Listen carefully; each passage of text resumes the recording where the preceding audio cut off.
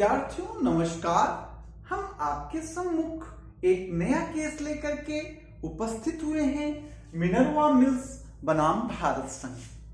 Minerva mills का जो case है विद्यार्थियों, ये कर्नाटक राज्य की एक वस्त्र उत्पादक कंपनी है और इसे सरकार 42वें संविधान संशोधन करने के पश्चात इसका राष्ट्रीयकरण कर देती है और कहती है कि कंपनी रुग्ण हो गई है और रुग्णता के आधार पर जनता के हित में इस कंपनी को राष्ट्रीयकृत कर देती है तथा नेशनल टेक्सटाइल कॉरपोरेशन के अंदर इसे निहित कर देती है। यह कंपनी सुप्रीम कोर्ट आती है और 42वें संविधान संशोधन को चुनौती देती है। पहला प्रश्न कहते हैं कि क्या 42वें संविधान संशोधन की धारा 4 और 5 संवैधानिक है। दूसरा, क्या राज्य के नीति निर्देशक तत्वों को फंडामेंटल राइट के ऊपर, मौलिक अधिकारों के ऊपर वरीयता प्रदान की जा सकती है। ये दो प्रश्न लेकर के आई। जो 42वां संविधान संशोधन का धारा 4 था, वो किसी भी प्रकार के संविधान संशोधन को न्यायिक समीक्षा करने से मना ही करता है। कहता है कि किसी भी संविधान के संशोधन की न्यायिक समीक्षा नहीं की जा सकती है।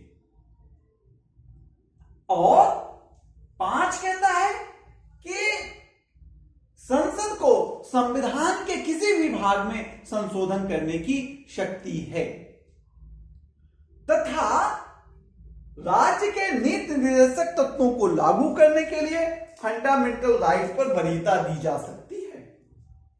सुप्रीम कोर्ट ने इन बातों पर विचार किया और सुप्रीम कोर्ट ने कहा कि जो इसका धारा 5 है कि संसद को संविधान संशोधन की अपार शक्ति होगी, कहा यह असंवैधानिक है और न्यायिक समीक्षा को सुप्रीम कोर्ट ने बेसिक स्ट्रक्चर मिनर्वा मिल्स मामले में घोषित कर दिया।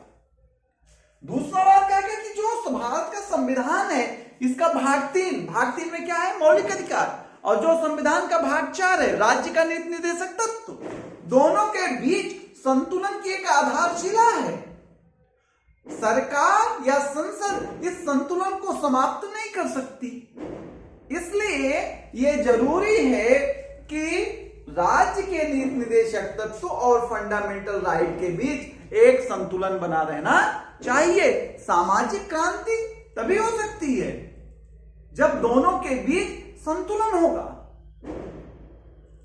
सुप्रीम कोर्ट ने कहा कि फंडामेंटल राइट के ऊपर, मौलिक अधिकारों के ऊपर राज्य के नीति निर्देशक तत्वों को वरीयता नहीं दी जा सकती है। यदि आपको वरीयता देनी है तो आप क्या कर सकते हैं? आप कानून बना सकते हैं। राज्य के नीति निर्देशक तत्व के उद्देश्य को प्राप्त करने के लिए कुछ कानून फंडामेंटल राइट के ऊपर बना सकते हैं, लेकिन मौलिक अधिकारों के संदर्भ में जो जो बातें, मूल ढांचा घोषित हो गई है, बेसिक स्ट्रक्चर घोषित हो गई है, उसका उल्लंघन नहीं किया जा सकता। इस प्रकार से मिनर्वा मिल्स वर्सेस भारत संघ 1980 के केस में डीपीएसपी राज्य के नीति निर्देशक तत्वों और मौलिक अधिकारों के बीच के टकराव पर सुप्रीम कोर्ट ने अपनी राय रखी।